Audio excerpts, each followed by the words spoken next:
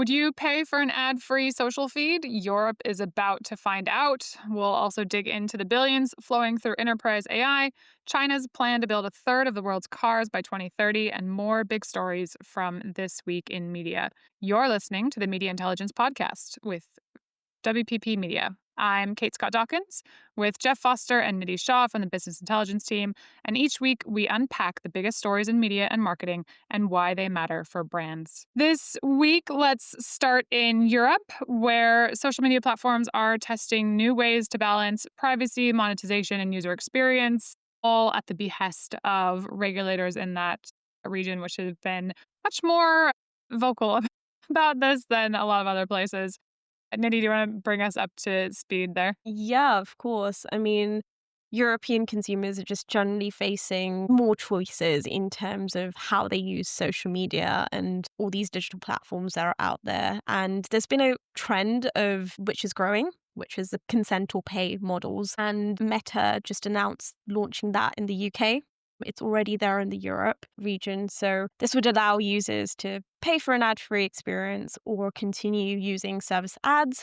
And my understanding is that even if they choose to use ads, there is some level of control they can set in their settings to be able to reduce the amount of data that's shared. But I think we've also not just seen this in the digital space in the UK. So for print publishers, for example, they have also been adopting pay consent model kind of idea. And there's really limited evidence to suggest whether people are paying to opt out of cookies and whether cost is a consideration when we're thinking about these platforms. Consumers are really now focusing more, I think, on the social media implications in terms of mental health and addiction and safety, especially amongst, younger consumers who tend to be a bigger audience on these platforms. So this week we heard news about Denmark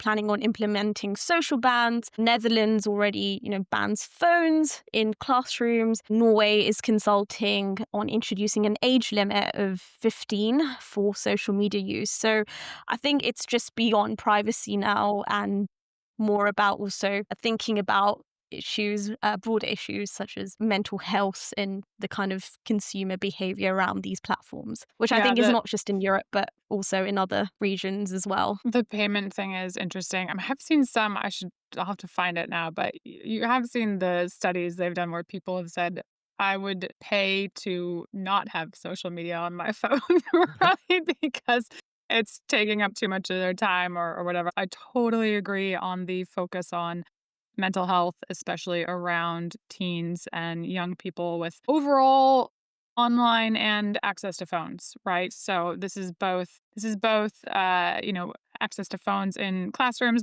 as well as access to social media. You mentioned Denmark and a couple other countries. Famously, Australia is going to be, I think, the first major country to ban social media for kids under 17. But there was Ipsos reporting actually last month, August maybe, a couple months ago. What month are we in?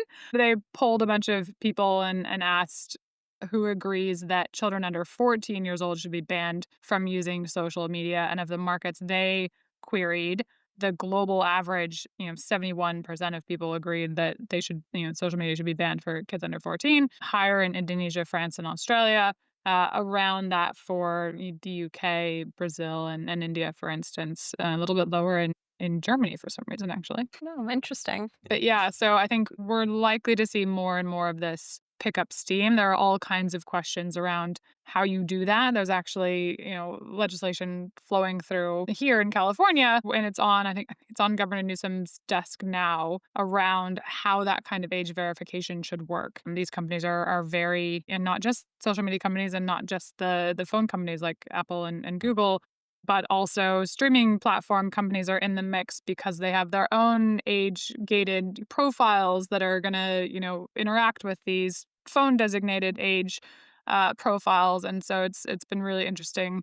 I think a lot of money and opinion flowing in that world, trying to figure out what the best way is to do this. So there's not an easy, clear answer from, face recognition to entering a date and what will be the best. But I expect this to snowball and continue picking up speed for sure. Yeah, definitely. And it'll be interesting to see how and if that has any impact on the strong advertising revenue growth we've seen, especially amongst these pairs. So we've noted in TYNY in and out that regulation is growing and, there's clear signs of that. So how much of that impact we will see in our future forecast years? Yeah, it's a good question. It always comes up, like young people obviously don't have a ton of their own purchasing power. So then people try to figure out how much they influence household purchases, how much advertisers really want to be reaching them versus is it a longer term issue of Mhm. if they don't, if they're not on these social networks early,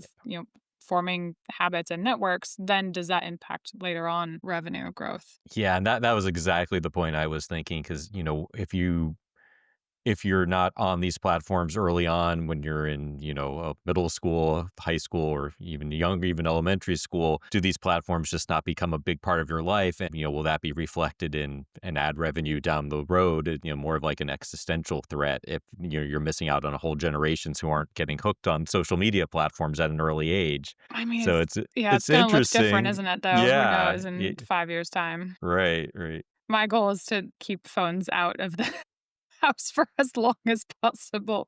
I think I'm personally intrigued by the business model of people paying like Facebook and social media platforms not to have it on their phone. I think that Yeah. could be a fun one down the road. Yeah. All right. So let's move on to a couple of earnings pieces. It's starting to trickle in. It's gonna really kick off next week, I think, with the banks. I know Nitty, you're watching that one very closely. We had Dell last week and Pepsi this week, just yesterday. We're recording this on Friday the 10th. So organic growth 1.3% for Pepsi for the quarter. I think sort of in that trend of slightly underperforming their peers in the non-alcoholic beverages and snack arena. And a bit mixed in the language in terms of how they're prioritizing growth, certainly, but then talking about where that investment is going to come from and what else they're doing. So they talked about wanting to, top priorities are to accelerate growth and aggressively optimize our cost structure. They've talked about right sizing and sort of reducing some of the complexity in SKUs to help out in terms of freeing up some of that investment to go after growth. And then I also said re-architecting our go-to-market system to drive greater focus on the in-store selling and merchandising activities. So interesting, maybe a bit of a nod to increased in-store retail and promotional activity there, I thought was kind of interesting. But nothing else too much in that arena. Then they spent a bit of time talking about what a lot of these brands term innovation more broadly. Brand refreshes, especially around healthier snacking or what they might call permissible snacking, which I I love as a language person some of the ways that language gets used. Yes, healthier snacking. So restaging large brand platforms such as Lay's and Tostitos with no artificial colors or flavors by the end of this year, with plans to also refresh brand visuals on the packages. So you can see there's going to be a lot of effort in terms of reintroducing these concepts and brands to consumers. So I expect that to continue to receive significant support from advertising as they go through that process. And then we're likely to see that happening amongst, I think, candy and confectionery and a bunch of other companies as well, especially around the dyes and in the US and other markets. Other markets that were actually, there's been a lot of talk about Make America Healthy Again in the US, but a lot of these concerns about artificial dyes and flavors and things have been around in Europe and other places before. It would be easier, I would think, for companies just to have to make one product that's the same everywhere and market that around the world. But we'll see. Are you guys seeing more of that pop up Yeah. in grocery stores around you? Yeah, I think it's interesting, like you mentioned, that there's a lot of talk too about, the getting the barbecue flavored chips having the same look minus the artificial dyes. I thought that was interesting. But yeah, it made me think about the bigger picture. There is definitely, now this might be skewed because it's New York, but there's a lot of emphasis on health, healthy living, healthy eating, cutting back on snacks. So I I agree. I think, as these companies figure out what they're, where they're positioning their products and their product lines, I think, it will support continued advertising, especially there's a lot of emphasis on their repackaging. And I found one particular thing really interesting that they mentioned that they did a study and most people didn't realize Lay's potato chips were made with real potatoes. So that was something that they were going to heavily market. Now, I don't, I get, I maybe I'm in the minority here. It never crossed my mind, but apparently a lot of people were not aware that potato chips were made from real potatoes from the ground. Yeah, I guess this is the world we're living in. But I think to put it in a bigger context, I think you might see similar themes amongst many of the food and beverage companies that maybe as there's more of a health focus, maybe to get that messaging a little bit more dialed in and targeted about what actually is in the product. Yeah, that's so interesting. We've spent the first section about mental health and how important that is to people, and now this kind of section around physical health and what we're putting in our bodies. Which reminds me, I've read an article. It was featured on Bloomberg's One Big Idea with Tom Keene around sort of values from Gen Z and how a researcher at NYU Stern Business School, Lucy Welsh, I think is the name, found a real disconnect between what Gen Z's sort of top values are and what hiring managers are looking for. But I think there was this concept of health and wanting to pursue pleasurable activities Mhm, and things like that, very sort of individually minded, were sort of mhm. key top values for Gen Z. And then amongst the hiring managers was like achievement, which rated quite low down, apparently, on the Right, Gen Z list of values, and wanting to work for work's sake, which right. apparently made the list of 16 values. Yeah, really interesting as we see, I guess, this cultural ethos as more Gen Z people enter, purchasing power majority and, managers and brand leaders and parents and all the rest of it, how these are going to start to flow through business differently. No, absolutely. And we've heard in some earnings calls earlier in the year as well, where, luxuries companies and the retailers also talking about how important these consumers are in the future of advertising as well, and kind of understanding the trends, and they have their own code language and using that in campaigns, and how to connect with this consumer group is going to be super important, I think, going forward. We're saying, man, I was reading about 6'7" also 6, 7. this morning. Like that's fine. It's old enough that it's made it into my Oh very yeah, so uncool you're sphere. months behind. Yeah, you're months behind on that one. Yeah, but man, oh man, I need the translators is what I need for the slang translators for sure. What else? We'll touch on Dell quickly. That was last week. Revenue was up 19%.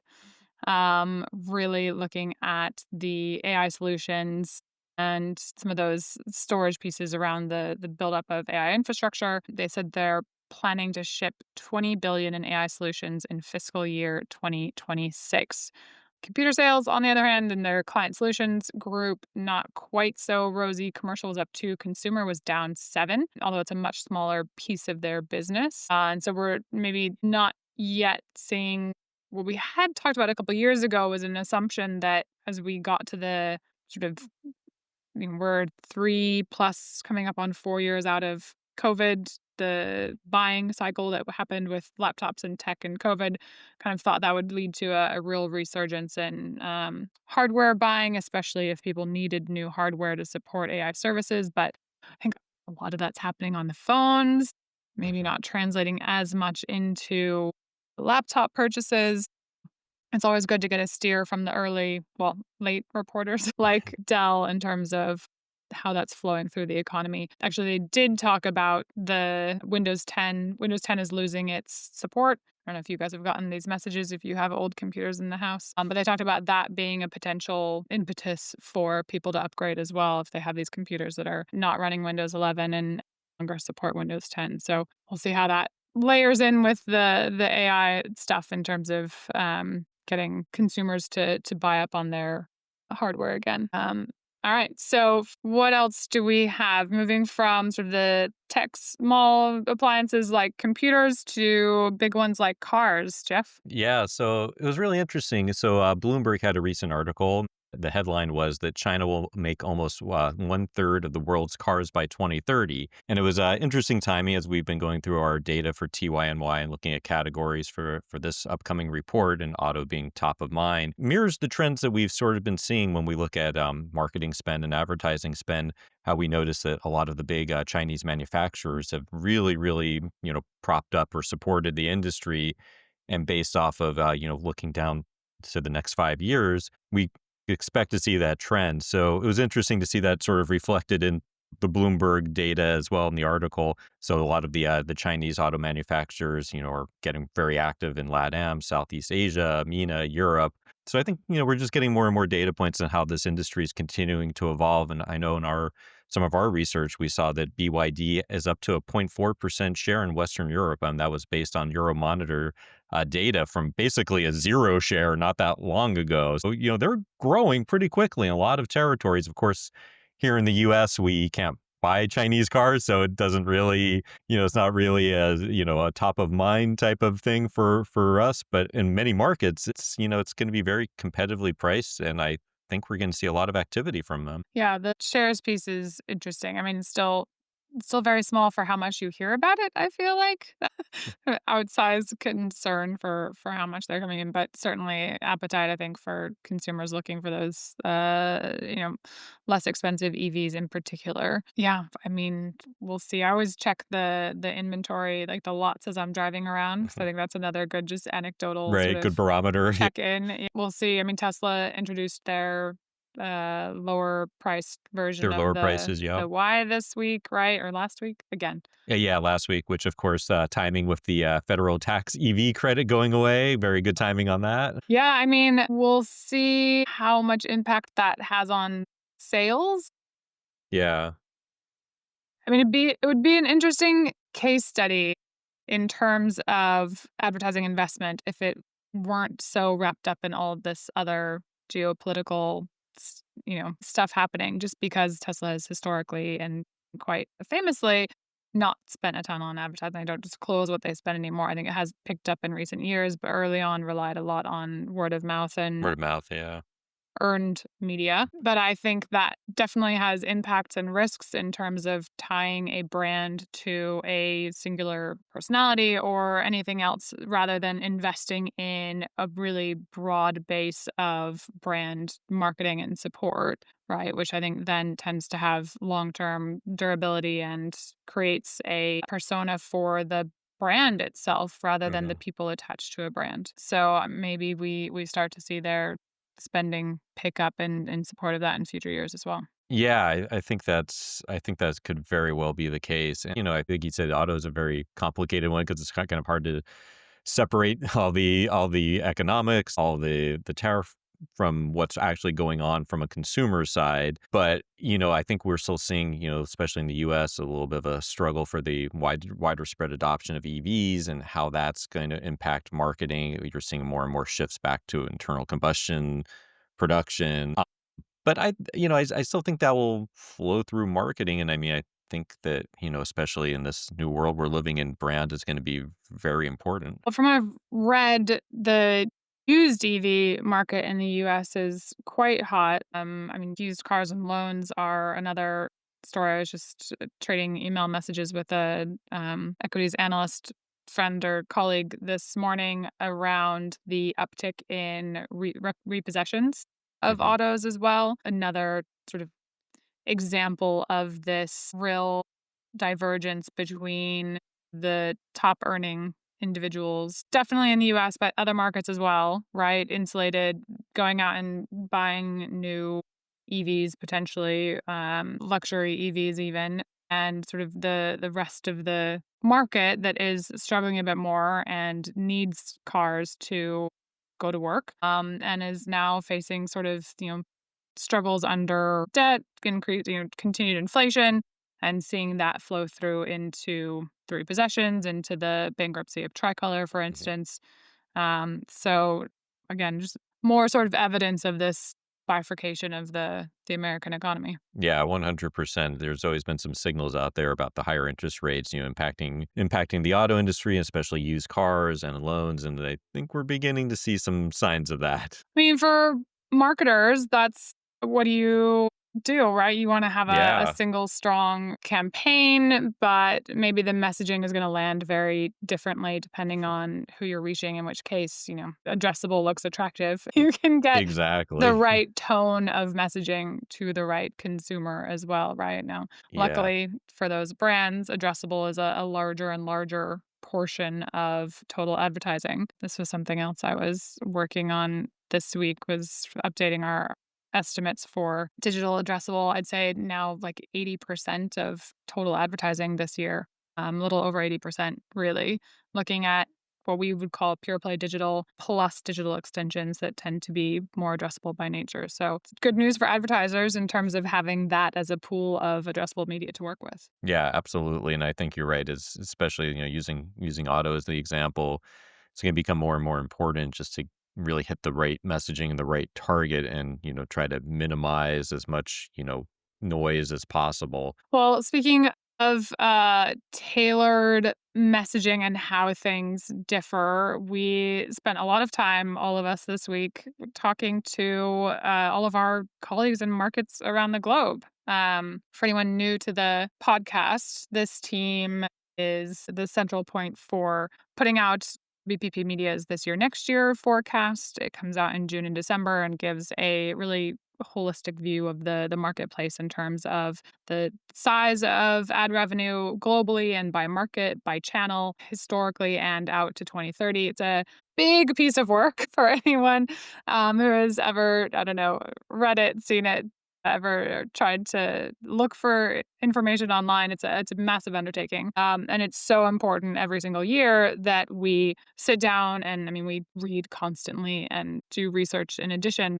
When we really look at collating the forecast, it's so important to sit down with each of the markets and talk to them about what they're seeing and what the different nuances are there that we may not see on a daily basis, looking very intently at, say, the US or the UK. I thought it'd be fun to sort of chat through what we're hearing from some of these individual markets that are coloring, how we're approaching the global forecast as we put it together. Yeah, I think for the EMEA region, if we start off with that, it's just been such a mixed picture. I mean, one hand, you hear some smaller markets talking about slowdown, but then some other markets, talking about trends being stable.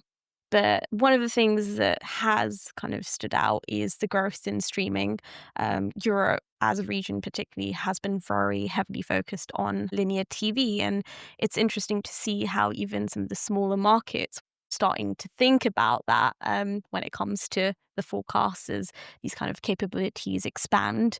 I think what was really interesting for me was mainly in the digital space, so thinking about what these players look like. So I had no clue, for example, how popular Snap was in some of these markets such as Norway, how big the growth of TikTok is in MENA, for example, with creators increasingly partnering with programs within that region. And I think the big lesson for me is also, at the same time, often we assume the top digital players, the global digital players, dominate the markets or account for a larger share of advertising revenue, but that's not always necessarily the case. So in some markets, such as the Czech Republic, search is not just limited to the large global players such as Google, but also they have a strong presence of local players such as Seznam, Yeah. which has significant presence, and I think that's great for competition. You gotta love these, like, the holdouts, right, in these individual markets that are still doing well. We see that a lot in APAC as well. I mean, China is its own thing. It boasts a number of the even global biggest media owners, but you have things like Kakao in South Korea, similarly Naver in terms of search in South Korea as well, where they have these homegrown companies that are still a very big portion of the media world. Linear TV is still big in Japan even too. We've been updating our list of, we often talk about the list of top 25 media owners, but looking further down the list to the top 50 too, and seeing who is in that ranking, and a couple of those big Japanese TV players are definitely sitting within that. It's a big market, and TV is still a big piece of the picture there. So you do get these individual companies that pop up in these markets, and it's always good to keep track. More data is always good. Yeah. Send data to, and what else? Send data and coffee to the team at, whatever. Jeff, how we've had some conversations with LatAm this week too. Yeah, we just started on our LatAm conversations. We'll be having a lot more next week as well. But yeah, interesting. It's very similar. We're getting some good ideas of what's going on the digital front, especially on retail media and those sort of areas. And then I would say, of course, probably to the surprise of no one, a recurring theme, World Cup coming up. So that should be, help spur some growth in a lot of these markets. Yeah, I was just looking at our estimates from when we did the 2024 forecast. So the prior World Cup at that time, globally ad revenue, I think we had it pegged somewhere between 700 and 800 million. So the estimate is that we get to $1 billion for this year, especially with hosting in the US and a big TV market in Mexico as well. Yeah, and based off of what we're hearing from colleagues around the industry, I think that is a very, very reachable number. It may even be underestimating it a little bit. Yeah, I think over $1 billion certainly, and yeah, we'll see. So helpful to add growth numbers certainly for, again, US, Canada, Mexico, but then across all the markets where football is so popular, which is pretty global, really. Pretty much everywhere. Yeah. Yeah.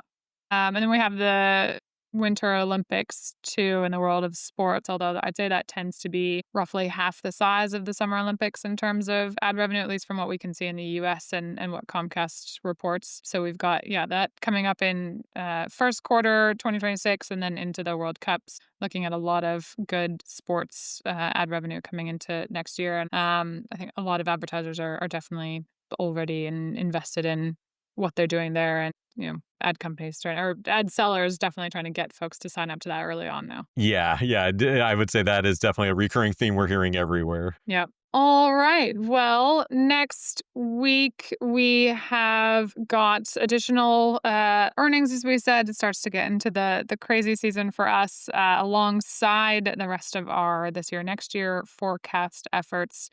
So we're going to be continuously busy, but always good to check in, and we will catch everyone here again next week. Thanks for listening to the WPP Media Intelligence Podcast. Don't forget to subscribe, and if you have any questions for the show, you can email us at business.intelligence@wppmedia.com. The Media Intelligence Podcast from WPP Media is meant for informational and entertainment purposes only and should not be considered financial advice.